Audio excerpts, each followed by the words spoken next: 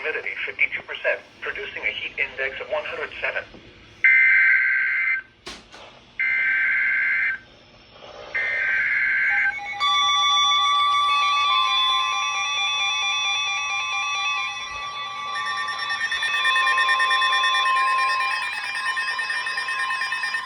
The National Weather Service forecast issued a thunderstorm warning for northeastern Hardin County, northeastern Lee County, southwestern Lake County, southwestern Johnston County, southeastern Chatham County until 3:30 p.m.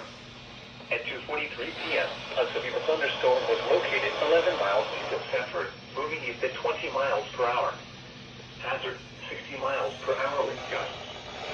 Source, radar indicated.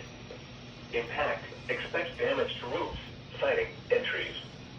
Locations impacted include Lillington, Garner, Fuquay Marina, Angier, Benson, Holly Springs, Coates, Broadway, Raven Rock State Park, and Lake Benson.